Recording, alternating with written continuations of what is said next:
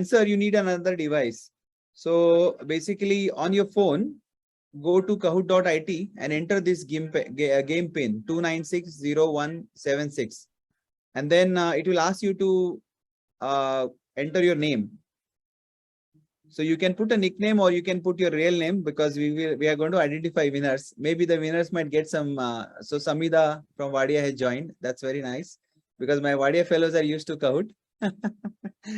so you can basically just go to enter pin, enter this pin 2960176, and then enter your name. Now, those who not able to visualize or whatever, they can just put the answer in the chat box. They can still play. Okay. I'll give one more minute, because we have 70 participants and only 5 have logged in. So we'll give one more minute for people to start joining. So go to kahoot.it. You can see here, join at kahoot.it, or there is a Kahoot app also can be downloaded, but don't waste time in that. There's a QR code to, in fact, download the Kahoot app, but just go to kahoot.it and go to enter pin, and then enter this pin. So very simple quiz, just to revise what we actually discussed. Very simplified answers, and then I'll just make sure that people were paying attention. And we'll have 3 winners at the end. Maybe Swati can offer some prizes. I'll give them perfect. 2 marks bonus. Yeah, we can give bonus. If let's see, if the presenters are in the top 3, they'll get 2 marks bonus from Swati, okay? From me? From the examiners. Okay, we have 15 participants. I'm going to start without wasting time. Okay, 16, 17, 18. More people are joining now. That's great. Okay, so on your phone, where you're answering, you will just see color. Okay, so you just have to select the right color of the answer. Okay. And the question you will read on my screen, on the Zoom screen, but answer to the second device. Okay. If you try to do multitasking in the same device, there is a chance you might log off. Then you'll have to again log in, rejoin in. Then you might lose time in that. Okay. So perfect. So we have 26 participants. Okay. So I'm going to start. I'll read out the question and you get about a minute or 30 seconds to answer. Okay. So duplicate of extreme primary care. So time starts now. So the first question, delivery room or theater ambient temperature for the microperimeter delivery should be set at. So when you go for the delivery, you ask the OT to set a temperature or a delivery room, and that's very important. So what should be the temperature set for the delivery room? Is it 20 to 22 degree, 24 to 26, 26 to 28, and doesn't matter as long as baby is under warmer, it should not matter. So red is 22, blue is 24 to 26, orange is 26 to 28, and green is doesn't matter. So 23 people have answered already.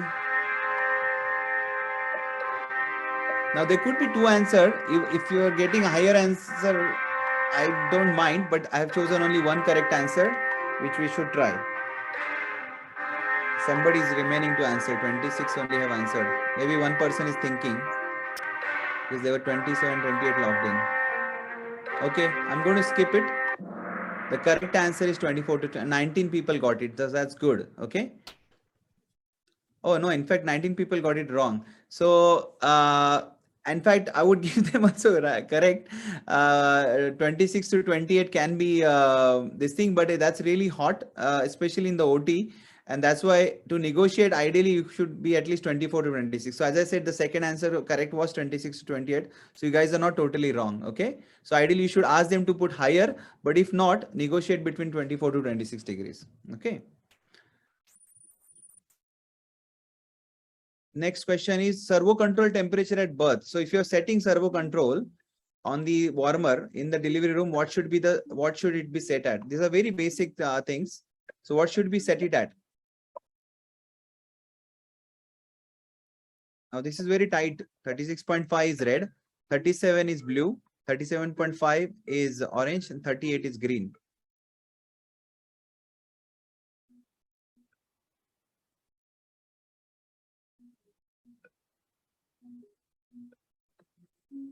Okay, 5 seconds more. I'm going to skip the question soon.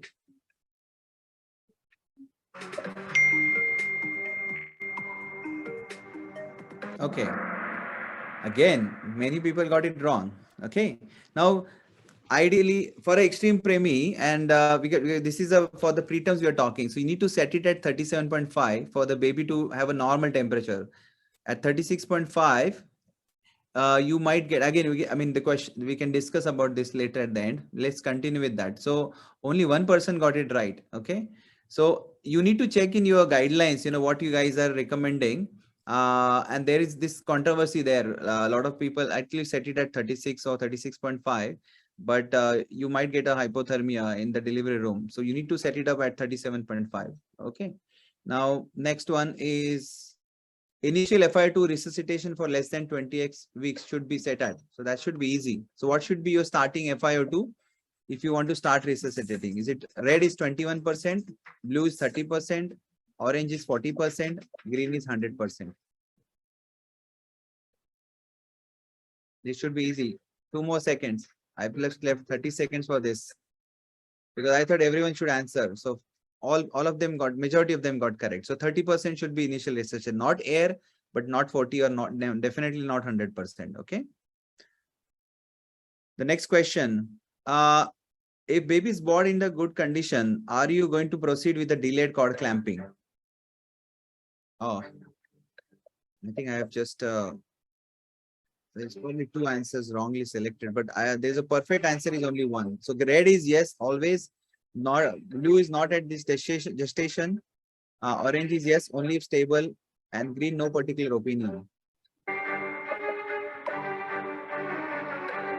This is again to generate the thoughts. Okay, the evidence constantly change for this, and if you are aware of the recent Anup Katharia's trial,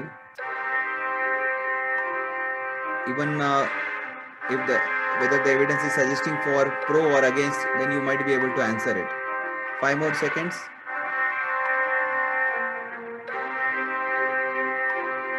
Okay. Okay, so many people say yes always. So I have selected 2 answers. So you should always make an attempt to delay cord clamping in premi, because now you know there's shown to have more stability, less chance of IVH, but only if stable is also correct answer, because if your baby is not in a good condition and you need to start resuscitation, then delayed cord clamping becomes the second priority. But you should always make an attempt to do that. Okay. Now cord clamping is yes for how long? That should be quick. I will only give 10 seconds to this. So red is up to 30 seconds, blue is 30 to 60 seconds, orange is 1 to 2 minutes, and green is 2 to 3 minutes. So 5, 4, 3, 2, 1, 0. Okay, so 30 to 60 seconds is an ideal time. So if you want to answer in exam, 30 to 60 seconds is what you choose to say. Now, what's most reliable way to check the heart rate immediately after birth for a 24-weeker? So red is, so what's the ideal way of checking the heart rate at birth at the time of delivery? So red is feel the umbilical cord, and that's the most rapid and easiest way. Blue is auscultate the heart sound and count for 6 seconds and multiply by 10. Third is orange is apply ECG leads to both shoulders and one on the thigh. And fourth is connect a pulse oximeter. So what's an ideal way and best way? What is the recommendation also from NRP? 5, 4, 3, 2, 1, and 0. Majority got it wrong. Okay. So I think this is where a lot of, I think, centers are lacking. Even we are not able to do it. And we are trying to work towards it. So ideal way is ECG. You try and auscultate such small premies and try, count it, and it just delays things. So even NRP, your recommendation is to actually put ECG leads straight away. When the babies are born, when one person is trying to put an airway, second person is actually putting the SATS probe and the ECG leads. So you just need to put just 2 on shoulders, both the shoulders, 1 on the thigh. So that's actually the ideal way. But second best probably is auscultation. Okay. But pulse ox many times they will not pick up. feeling the umbilical, we should not try also. In this babies, a lot of time the pulsations are feeble, you may not hear, and you might undoubtedly start CPR. And we should avoid CPRs in such extreme premise. So ideally, you need to document it on the ECG, okay, or auscultate it. Now 24 week applied, admitted in the NICU after applied monitor. What should be the best way to start glucose? Again, this is very important. So what's an ideal and quickest way to start glucose? This is again just to stimulate you guys about the golden hour management, that sugar is so important. Within half an hour, babies can drop sugars to less than 40, or less than 30 also. Just 5 more seconds. 5, 4. So red is insert umbilical lines, blue is obtain peripheral IV, orange is give sucrose. Why umbilical lines are if inserted? Give glucose gel to maintain the sugars. So I'm going to skip in 2 seconds. All right. So some people have corrected for glucose gel. Okay. So I don't think we should give glucose gel anytime. This was just a distractor. And the idea is here, I mean, two correct answers are there. Ideally, many centers go for straight away umbilical lines. They don't, because getting PIVs in such small babies might be tricky. So you straight away go for umbilical lines. But if there is a delay and if you're not ready and the staff is not skilled, sometimes it takes longer time and sugars might drop. So it might be safer to get a PIV first, start dextrose and then go for the umbilical line. There's no right and wrong answer here, but two are correct, but don't try giving glucose gel. Once the baby is stable and is in the incubator, what should be humidification level? So I asked this question. I think the answer given was 65%, which is not an option here. So I have written 80%, 85%, 90 and 95%. So what should be the starting humidification in an incubator? So those who have a humidifier, incubator in your center, they should be aware what should be the starting humidity. There are various guidelines for this. So red is 80%, blue is 85, orange 90, and green is 95%. Vadia fellow should answer this, and Surya fellow also should answer this. I'm not sure about other centers. I'm sure everyone should be aware of this humidification guidelines for the incubator. This is very applicable for the extreme premise. Okay, I'm going to skip in 2 seconds. Okay, so the answer is actually, so again, 80 is not wrong, but correct is 85 is recommended. You can keep arguing on this. I felt 65%, which was started, was low. So you basically start at 85. Sometime you only need to start, if the baby is 22, 23 weeker, you might need to start even 90% on day one. And then every day you reduce by 5%. So, and that's where, and then you don't need to give too much fluids, because if you give too much fluids, PDA might cause a problem. So you use, you don't need to give excessive fluids, because your humidity will decrease your insensible losses. So idea is to start a higher humidity and then come down gradually. 80 also would have been correct answer. So the 11 people have corrected 80 shouldn't feel disheartened. It's still okay. But idea is to start 80 or 85. Ideally 85. Last, I think, question. Last, first head ultrasound should be requested ideally in such extreme premise, 23, 24 weeker should be done on what day? Or is it day one? Or ideally within 72 hours, within first week, or as per the clinical discussion? So this could be again to answer, but what should be the best answer? It should be selected. Okay, 5 more seconds.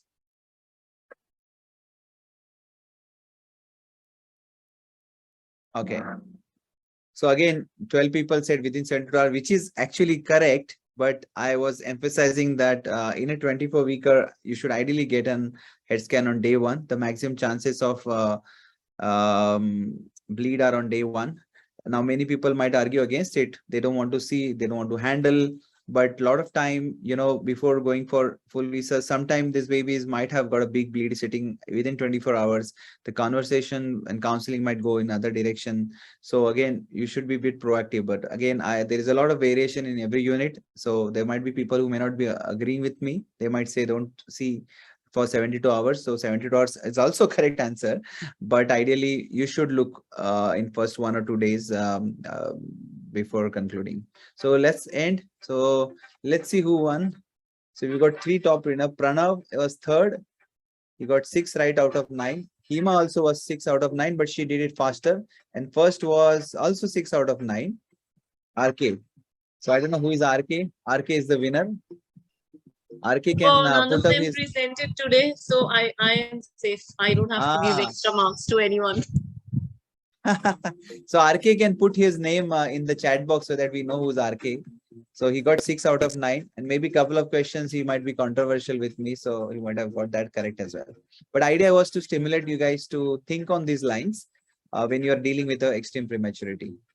Okay, so I'll stop this. Any questions or any comments from anyone? Otherwise, we can conclude the session.